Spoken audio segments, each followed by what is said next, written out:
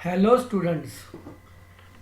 Last class के अंदर हम लोगों ने पाइथन पांडास 2 चैप्टर 2 के अंदर डिस्क्राइब फंक्शन के बारे में पढ़ा था। डिस्क्राइब फंक्शन, जैसा कि मैंने आपको बताया था, एक ऐसा फंक्शन है जो कि हमें बहुत सी चीज़ों को कैलकुलेट करके बताता है। For example count, mean, standard deviation, minimum value, maximum value.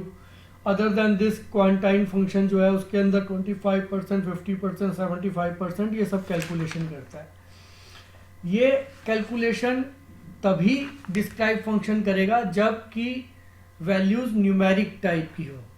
अगर हमारे पास जो वैल्यूज अवेलेबल हो वो बाई चांस न्यूमेरिक ना होकर स्ट्रिंग टाइप की वैल्यू हो, तो पेज नंबर 100 के ऊपर लेसन 2 के अंदर आपको दिया गया function describe for string type column कैसे कैलकुलेशन करेगा।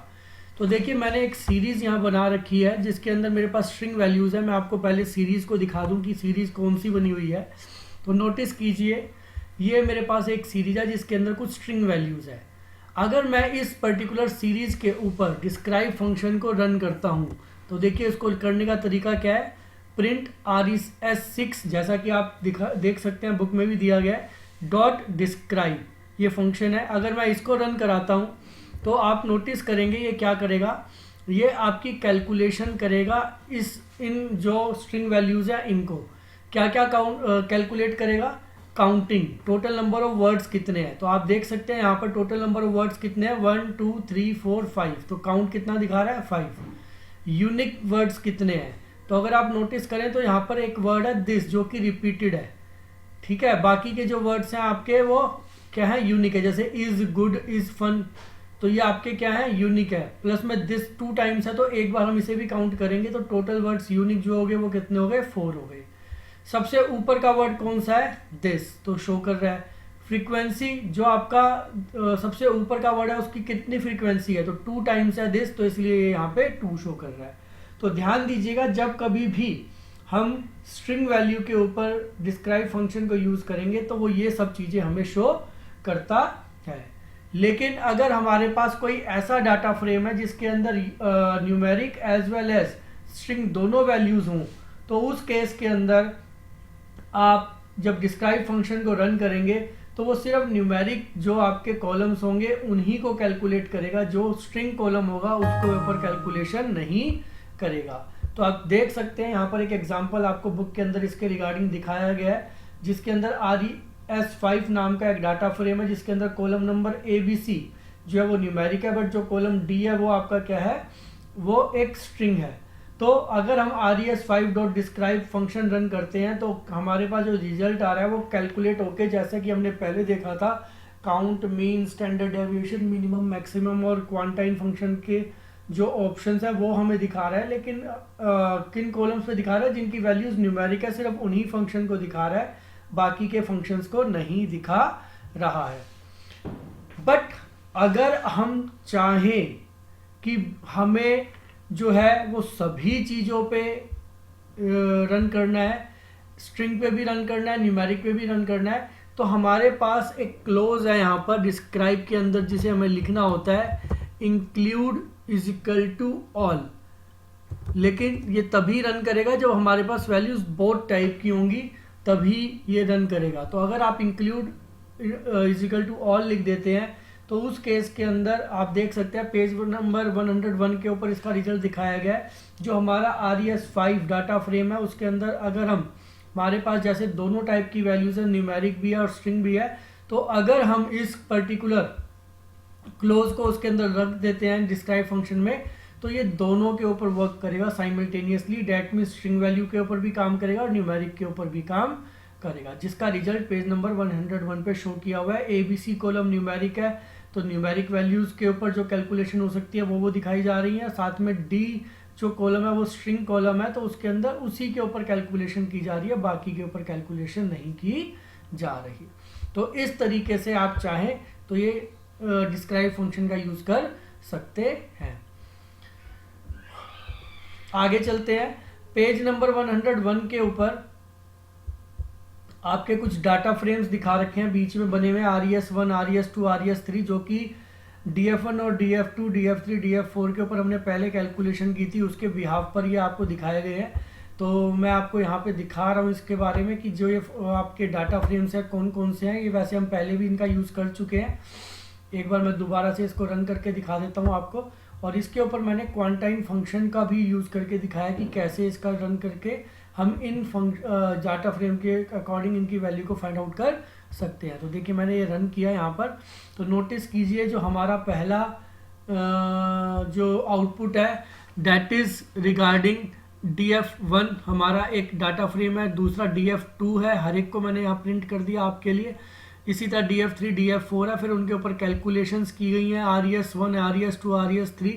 और जो हम लोगों ने पहले कैलकुलेशन सीखी थी बाइनरी ऑपरेशंस के अंतर्गत, तो वो कैलकुलेशन करके ये डाटा फ्रेम्स कैलकुलेट किए गए हैं। अब एक नया फंक्शन है जिसका नाम है info, which is use for inspection function. Inspection function कहते हैं, अगर हम इस फंक्शन को यूज़ करते हैं तो ये क्या करता है, ये हमारा देखिए यहाँ क्वांटाइन की वैल्यू भी दिखा रहा है। अगर मैंने RES1 डॉट क्वांटाइन किया है और वैल्यूज़ निकलवाई हैं तो ये आपका 25%, 50%, 75% एंड 1 दैट मीन्स 100% जो है सभी के ऊपर कैलकुलेट करके वैल्यूज़ को शो कर रहा है। अब मैं इसी को चेंज करता हूँ यहाँ पर, अगर मैं इसको रन करा देता हूँ इन्फो, दैट मीन्स RES1 की मैं इन्फो फाइंड आउट करना चाहता हूँ कि भाई RES1 के ऊपर जब मैं फंक्शन को रन करूँ तो मेरा क्या रिजल्ट आएगा। तो वो आपको कैलकुलेट करके दिखाता हूँ कि क्या रिजल्ट आएगा। अगर हम इन्फो फंक्शन को रन करते हैं RES1 के साथ और इसे एग्जीक्यूट करते हैं तो नोटिस कीजिए ये रिजल्ट आता है हमारे पास, जिसके अंदर RES1 जो कि हमारा ये कैलकुलेशन करके जो रिजल्ट आया ये वाला, ये है हमारा RES1। तो अगर मैं इसके ऊपर आपको दिखाऊं तो ये हमें रिजल्ट शो करता है।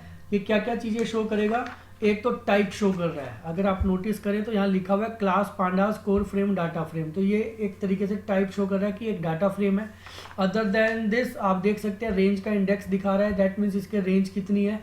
तो आप देख सकते हैं 3 आपके इसके अंदर रोज हैं, तो कहाँ से कहाँ तक है, 0 से लेके 2 तक है, ये शो कर रहा है। साथ ही साथ डाटा कॉलम्स दिखा रहा है, टोटल कॉलम्स कितने हैं ABC, टोटल 3 कॉलम्स हैं। उनके अंदर वैल्यूज़ कौन कौन सी हैं, तो 0 1 2 रोज है और कॉलम्स ABC हैं, उनको स्पेसिफाई कर रहा है। साथ ही साथ नॉन नल कितने हैं, मतलब कोई नल वैल्यू तो नहीं है, अगर होगी तो उसे काउंट नहीं करेगा, नॉट नल होंगे तो काउंट करके दिखा रहा है। सभी नॉट नल है इसलिए सभी में 3 दिखा रहा है। डाटा टाइप शो कर रहा है उनकी कि सभी की डाटा टाइप कौन सी है। साथ ही साथ यहाँ पर भी बता रहा है कि int 64 टोटल जो है वो 3 वैल्यूज़ है और कितनी मेमोरी के अंदर ये जो है मेमोरी कंज्यूम कर रहा है, तो उसको भी ये शो कर रहा है। Memory usage that is 136 byte show कर रहा है। तो इंफॉर्मेशन फंक्शन जो है वो इन सब चीज़ों को आपको शो करता है, दिखाता है कि आपकी क्या क्या कैलकुलेशंस है। तो एक जनरल फंक्शन है जिसके द्वारा हम ये सब जानकारी को देख सकते हैं। आगे आ जाते हैं, हमारे पास फंक्शन है जिनका नाम है हेड और टेल। ये फंक्शन भी आपने पहले पढ़े हुए हैं, आपको करवा रखे हैं, दोबारा से एक बार बताए जा रहे हैं। देखिए यहाँ पर हमारे पास डाटा फ्रेम है जिसको हमने कैलकुलेट किया और उसके बिहाफ पर मैं आपको ये रिजल्ट करके दिखाता हूँ। यहाँ पर ये देखिए इन्फो फंक्शन यहाँ पर भी दिखाया गया है, चारों के ऊपर रन करके दिखाया गया है। आप चाहें तो यहाँ से भी इसको रन करके देख सकते हैं और एक बार और देख लेते हैं। एक अनदर फाइल के लिए चेक कर रहा हूँ मैं ज़रा कि आप और कैसे इसको कैलकुलेट कर सकते हैं हेड और टेल के लिए। तो ये पेज नंबर 103 के ऊपर हेड एंड टेल फंक्शन है। मैं आपको इसके अकॉर्डिंग हेड और टेल की वैल्यू चेक करके बताता हूँ कि किस तरीके से ये हेड और टेल को फाइंड आउट कर सकता है। ये देखिए यहाँ पर मेरे पास ये अगर मैं फंक्शन रन करता हूँ यहाँ पर,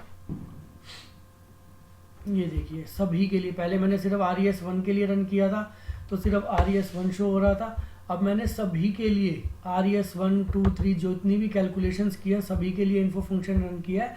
तो ये सभी की इन्फॉर्मेशन शो कर रहा है कि जो जो डाटा फ्रेम है उसके अंदर टोटल नंबर ऑफ रोज कितनी है, टोटल नंबर ऑफ वैल्यूज़ कितनी है। देख सकते हैं यहाँ पर जैसे कि RES2 है उसके अंदर वैल्यूज़ कितनी है, RES3 है उसके अंदर वैल्यूज़ कितनी है, तो सभी के लिए शो कर रहा है। किसी में 3 जो आपकी रोज नल है, किस 0 भी है तो नो नल वैल्यू एक भी नहीं है मतलब इसके अंदर, तो ये कैलकुलेट करके इस तरीके से शो करता है। पेज नंबर 103 के ऊपर RES7 के नाम से आपका एक डाटा फ्रेम है, मैंने उसकी बजाय MKS2 ले लिया है जो मेरे पास ऑलरेडी अवेलेबल है। और उसके अंदर मैं आपको हेड और टेल फंक्शन का यूज़ करके बता रहा हूँ। आप पढ़ के देख सकते हैं, यहाँ लिखा हुआ है you can use head and tail to retrieve top 5 और bottom 5 rows respectively of a data frame. अगर आप यहाँ पर नंबर स्पेसिफाई नहीं करते हैं तो ये 5 रोज जो है आपको शो करता है। लेकिन अगर आप नंबर स्पेसिफाई कर देते हैं तो उस केस के अंदर जितनी आप बताएंगे ये उतनी ही रो और उतनी ही टेल रोज शो करेगा टेल के अंदर, हेड के अंदर ऊपर से, टेल में नीचे से। तो एक बार हम इसको रन करके देखते हैं प्रोग्राम को एज इट इज़। नोटिस कीजिए ये हमारा फंक्शन है, ये हमारा डाटा फ्रेम का रिजल्ट शो कर रहा है जिसके अंदर मैंने हेड के अंदर n=3 दिया तो पहली 3 रो शो हो रही हैं, और टेल के अंदर 2 दिया हुआ है तो ये टेल मतलब नीचे बॉटम से जो मेरा डाटा फ्रेम है उसके अंदर बॉटम से जो है 2 रोज जो है वो शो कर रहे हैं। अगर आप देखना चाहते हैं कि भाई इसके अंदर कितने टोटल रोज और कितने कॉलम है, तो एक बार मैं इसके लिए पूरे डाटा फ्रेम को भी आपको शो कर देता हूँ। प्रिंट MKS कर देते हैं हम यहाँ पर, तो ये हमारा डाटा फ्रेम भी शो करेगा। एक बार रन करता हूँ दोबारा से। नोटिस कीजिए this is our data frame जिसके अंदर टोटल 10 रोज हैं। अगर मैं यहाँ पर n=3 हटा देता हूँ और अब इसे रन करता हूँ तो आप चेक करेंगे कि 5 रोज दिखाई जाएंगी हेड के अंदर। देख सकते हैं 1 2 3 4 5 पहली 5 रोज दिखा रहा है, 88 तक दिखा रहा है।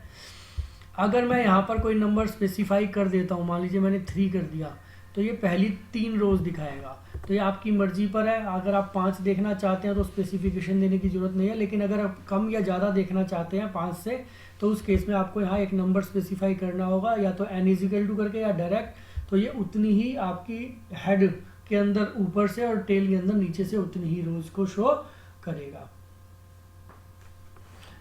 आगे आपका एग्जाम्पल दिया गया है जो कि हेड और टेल का फंक्शन बताया गया है, ये सेम है जैसे मैंने आपको इसको करके दिखाया है। नेक्स्ट आ जाते हैं पेज नंबर 103 के ऊपर। फंक्शंस है कुमुलेटिव कैलकुलेशन फंक्शन, इसको समझेंगे। Cumulative calculation means after applying a function to one row its output is also used in next row calculation. जैसा कि आप देख सकते हैं कुमुलेटिव अगर हम सम करते हैं तो उस केस के अंदर पहली रो के अंदर जो हमारी वैल्यू है वो 1 है, दूसरी रो के अंदर जो वैल्यू थी वो पहले के अंदर ऐड होके 3 हो गए हैं, और इसी तरीके से तीसरी रो के अंदर जो आपकी वैल्यू है वो दूसरी रो की वैल्यू के साथ ऐड होके कितनी हो गई है, 6 हो गई है। तो ऐसा करने के लिए हमें जो है कम सम फंक्शन होता है उसका यूज़ करना होता है, जिसकी सहायता से हम ऐसा कर सकते हैं। एक मैं इसको खोल के दिखाता हूँ आपको।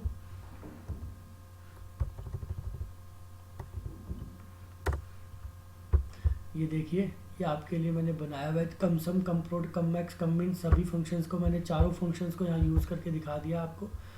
RES1 जो हमारा बना हुआ है एक डाटा फ्रेम, उसी के ऊपर सिर्फ ये परफॉर्म करके दिखाया है। तो देखते हैं, मैं इसको रन करता हूँ यहाँ पर। ये नोटिस कीजिए ये कैलकुलेशन यहाँ पर शो कर रहा है चारों की।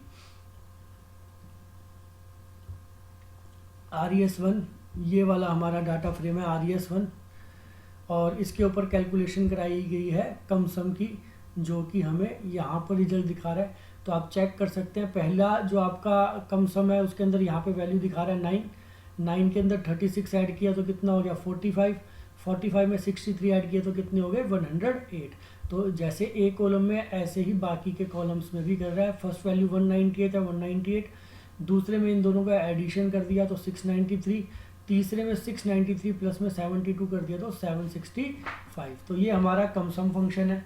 कम प्रोडक्ट के लिए मल्टीप्लिकेशन हो जाएगा, पहले के अंदर वैल्यू जो है वो 9 है, 36 इंटू 9 करेंगे तो 324, एंड जो 324 है अगर उसको मल्टीप्लाई करते हैं नेक्स्ट वैल्यू डेट इज 63, तो हमारा आंसर आता है 20,412। नेक्स्ट फंक्शन है कम मैक्स। कम मैक्स के मतलब कंपेयर करेगा मैक्सिमम वैल्यू के लिए। यहाँ पर पहली दो फर्स्ट के अंदर तो सेम ही वैल्यू आनी है, 9 आ गई, यहाँ पर 9 आ गई। अगर हम कंपेयर करें 9 को 36 से तो 36 बढ़ गया तो 36 शो कर रहा है, और फिर 36 को 63 से कंपेयर करें तो 63 बढ़ गया तो 63 शो कर रहा है। तो इस तरीके से कम मैक्स है। कम मिन का मतलब है छोटी वैल्यू को लेना है। ये हमारे पास वैल्यूज है, फर्स्ट लाइन में तो 9 ही वैल्यू आ रही है, ये सेम आ रही है।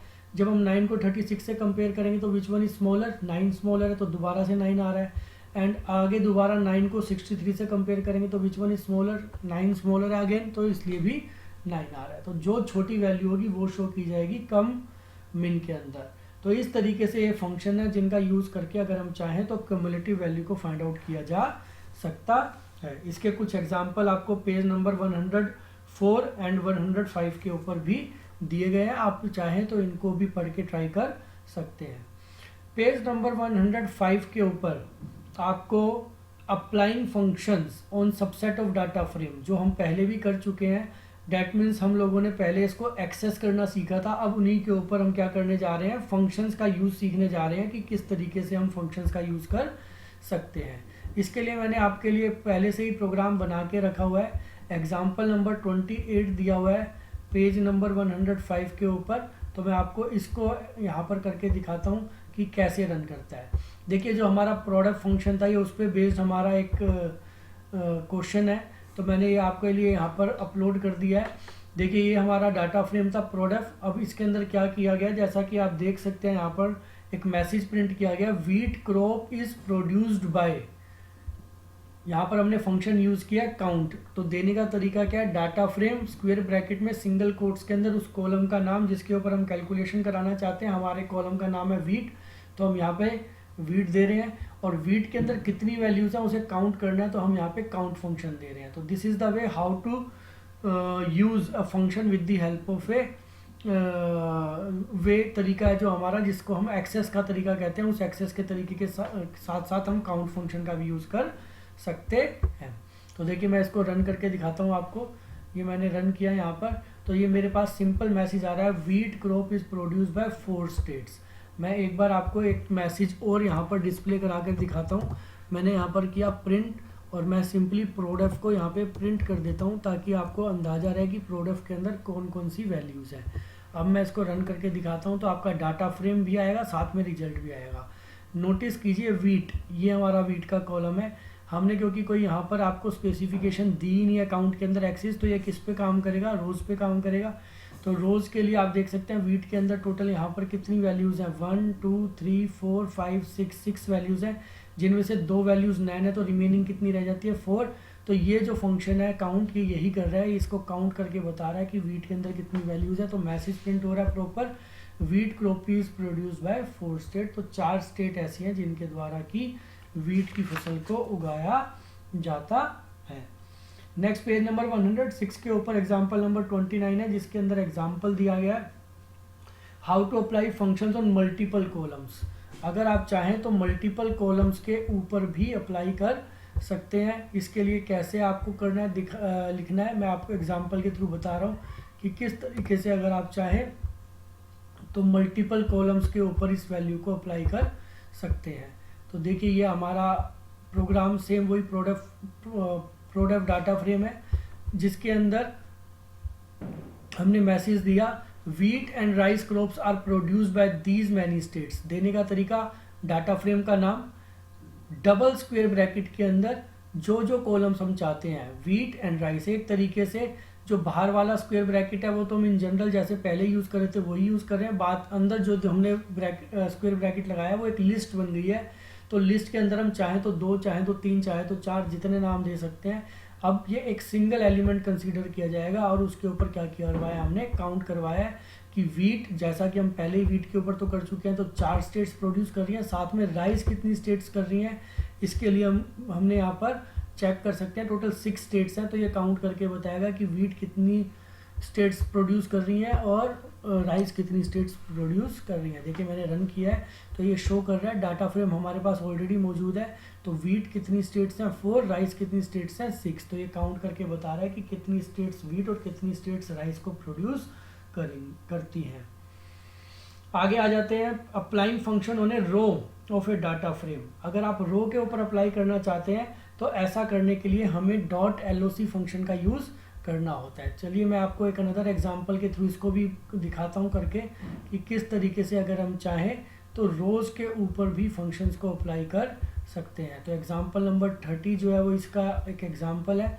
जिसके अंदर हम लोगों ने LOC फंक्शन का यूज़ किया है और वहाँ पे काउंट किया है कि आंध्र प्रदेश के अंदर आपकी कितनी जो क्रॉप्स हैं वो प्रोड्यूस की जाती हैं। तो हमने देखिए क्या किया, प्रोडफ हमारे डाटा फ्रेम का नाम .LOC स्क्वायर ब्रैकेट में सिंगल कोट्स के अंदर फर्स्ट प्लेस पे हमने नाम देना है रो का। तो हमारे केस में आंध्रा पी जैसे कि नाम है तो हमने आंध्रा पी दिया, कोमा में जो है लगा के हमने कॉलन पुट किया। दैट मीन्स कॉलम सारे लेने हैं लेकिन जो रो लेनी है वो एक ही लेनी है, और वो कौन सी लेनी है, आंध्रा पी। और डॉट काउंट किया। तो इस तरीके से जब हम करेंगे तो वो आंध्रा पी में कितनी क्रॉप्स प्रोड्यूस हो रही हैं वो हमें शो करेगा। तो देखिए मैंने इसको रन किया है तो मैसेज आ रहा है crop produce by Andhra Pradesh are 3। आप चेक कर सकते हैं 1, दूसरे में नया ये काउंट नहीं होगा, 2 और 3। तो टोटल 3 ऐसी क्रॉप्स हैं जो कि आंध्र प्रदेश के द्वारा प्रोड्यूस की जा रही हैं। तो इस तरीके से चाहे तो हम रोज को भी काउंट करा सकते हैं।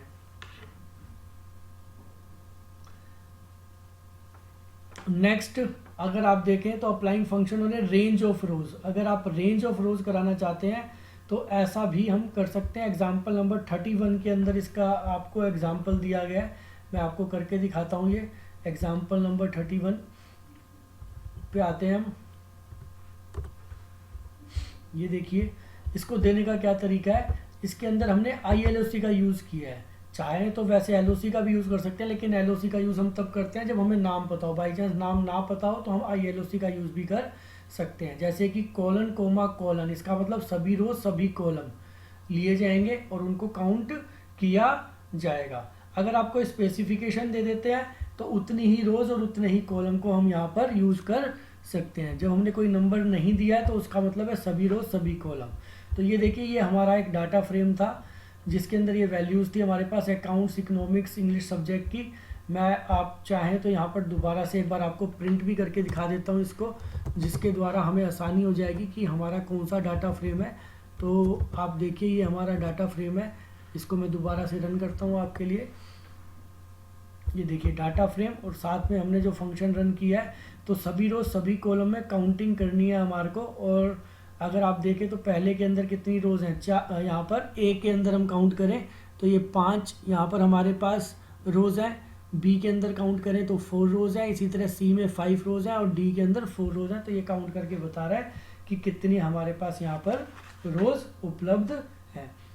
इस तरीके से अगर हम चाहें तो मल्टीपल भी कर सकते हैं। एक अनदर एग्जाम्पल जो कि है पेज नंबर 108 के ऊपर, वो भी लास्ट एग्जाम्पल है जिसके अंदर हम क्या कर सकते हैं, applying function to a subset of data frame. तो ये और आपको दिखा देता हूँ जिसके अंदर हम कईयों के ऊपर एक साथ सबसेट्स के ऊपर अप्लाई कर सकते हैं। तो ये हमारा एग्जाम्पल नंबर 33 है, देख सकते हैं इसके अंदर हमने क्या किया है, ILOC फंक्शन का .ILOC फंक्शन का यूज़ किया है और इसके अंदर हमने स्पेसिफिकेशन दी है रोज और कॉलम की। जैसे कि आप देखें तो 2:4 का मतलब हो गया हमारी सेकंड रो से स्टार्ट होके 4th रो तक, लेकिन 4th इंक्लूड नहीं है। तो सेकंड और थर्ड रो 2 कंसीडर होंगी, कॉलम सारे कंसीडर होंगे और उसमें से मैक्सिमम वैल्यू को फाइंड आउट किया जाएगा। तो ये एक सबसेट बन जाएगा जिसके ऊपर ये कैलकुलेशन की जाएगी। ये प्रोडक्ट हमारा जो डाटा फ्रेम था पहले उसके ऊपर हमने कैलकुलेशन की है। मैं ऊपर थोड़ा सा आऊँ तो देखिए ये हमारा प्रोडक्ट डाटा फ्रेम है। प्रोडक्ट के ऊपर हमने सेकंड रो से स्टार्ट किया है। तो आप देख सकते हैं 0, 1, 2 यहाँ से स्टार्ट होगा और 3 तक जाएगा, पंजाब तक। तो केरला पंजाब 2 हमें रो दिखाई देंगी और मैक्सिमम वैल्यू फाइंड आउट की जाएंगी एक्सिस बेसिस के ऊपर। तो केरला के अंदर जो मैक्सिमम वैल्यू है वो 2604 और पंजाब के अंदर जो मैक्सिमम वैल्यू है वो 16440। तो चेक करते हैं तो देख सकते हैं जो हमने अभी कैलकुलेट करके देखी वही वैल्यूज़ हैं। तो वो दोनों वैल्यूज़ हमें यहाँ पे शो कर रहा है। तो इस तरीके से चाहें तो हम लोग फंक्शंस का यूज़ रोज़ या कॉलम के ऊपर भी कर सकते हैं। उम्मीद करता हूँ कि जो आपको बताया गया वो आपको अच्छे से समझ में आ गया होगा। Thank you.